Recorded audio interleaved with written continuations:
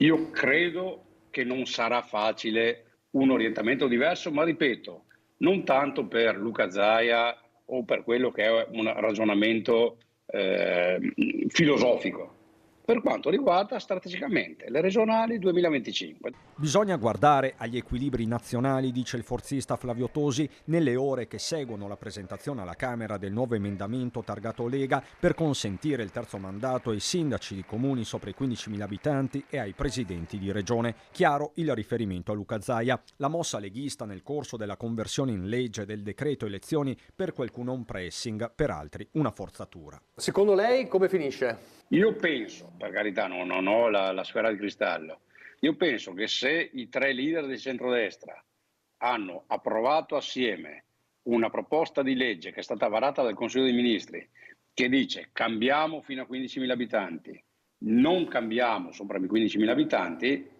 un'opinione l'hanno già espressa. Ne fa una questione di sostanza il Partito Democratico del Veneto.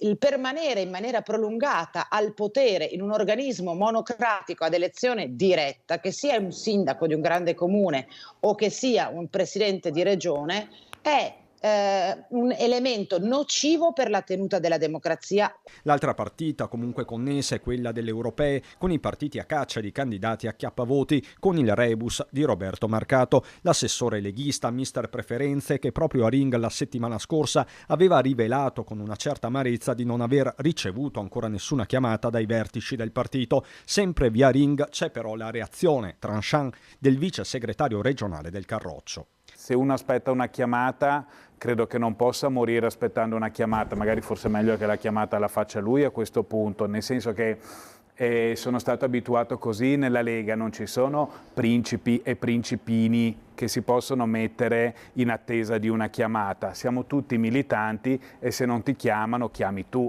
Coglie la palla al balzo Tosi, che da mesi sta apertamente corteggiando Marcato. Io non sono più in Lega da un po' di tempo. Io se fossi un dirigente della Lega chiederei a Luca Zaia di candidarsi perché è un candidato forte e chiederei a Roberto Marcato di candidarsi perché è un candidato forte.